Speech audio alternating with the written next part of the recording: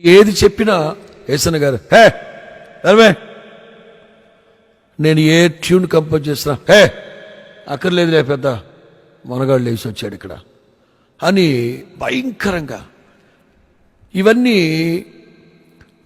మేరెక్క చూస్తూ ఉన్నారు.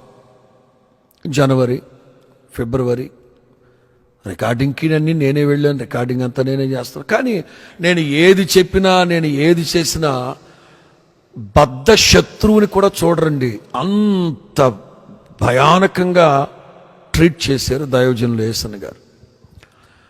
సరే ఇవన్నీ మేరెక్క చూస్తూ ఉంది. రికార్డింగ్ అయిపోయింది, సీడీ తీసుకొచ్చుకున్నాం. మార్చి నెల గుడారాల పండుగ. గుడారాల పండుగలో అప్పట్లో మెయిన్ రోడ్డు దగ్గర రిబ్బన్ కట్ చేసి గ్రౌండ్లోకి వెళ్ళేవాళ్ళు అందరూ. ఫొటోస్ అవన్నీ నేను తీస్తూ ఉండేవాడిని. సరే టైం అయింది, సాయంకాలం 6 గంటలప్పుడు సాయం సంధ్య వాళ్ళు రిబ్బన్ కట్ చేసి నేను కెమెరా తీసుకుని ఫోటో తీయడానికి వెళితే ఆ మైక్లోనే అన్నారు, అరే శుభమాంట గుడారాల పండుగ స్టార్ట్ చేస్తుంటే నీ దరిద్ర మొహం ఎదురొచ్చేవేంట్రా అన్నారు. వేల మంది, లక్షల మంది. నేను మౌనంగా కెమెరా రమేష్కి ఇచ్చి నేను ప్రక్కకి వెళ్ళిపోయాను. సరే అందరూ వెళ్ళిపోయారు, గ్రౌండ్లోకి వెళ్ళిపోయారు, స్టేజ్ మీదకి వెళ్ళిపోయారు, నేను కూడా వెళ్ళాను. అంటే అట్లా ఉంది. ఆ తర్వాత నేను చాలా బాధపడుతూ ఉంటే మేరెక్క నాకు ఒక మ్యాగజైన్ తెచ్చిచ్చిందండి.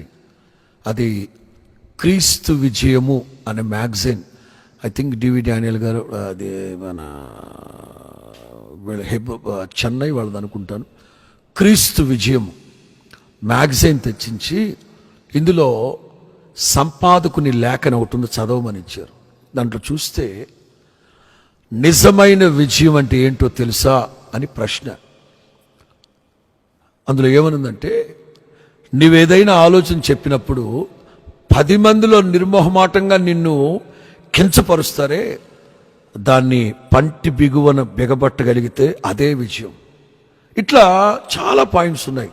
నేను అన్నాను, మీరు బాగానే చెప్తున్నారక్క, కానీ దీన్ని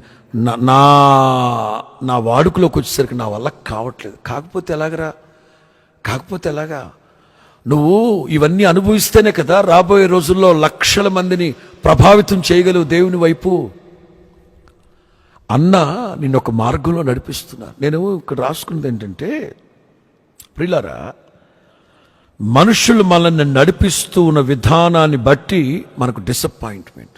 అది రాసుకుంది ఏంటంటే, మనుషులు మనల్ని ట్రీట్ చేసే విధానం, మనుషులు మనల్ని ట్రీట్ చేసే విధానం.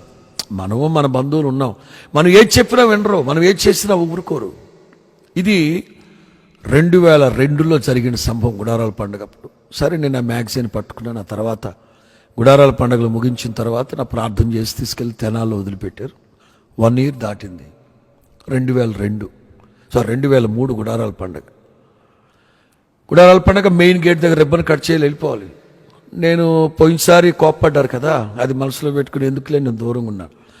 ఆ లక్షల మంది వినేటట్లుగా మైక్లో అన్నారు, వెస్లీ ఎక్కడరా, వెస్లీ ఎక్కడున్నాడు రా, అక్కడున్నారంట, రారా, నువ్వు లేకుండా గుడారాల పండుగ ప్రారంభించడం ఎలాగరా, నువ్వు లేకుండా ఏమిట్రా.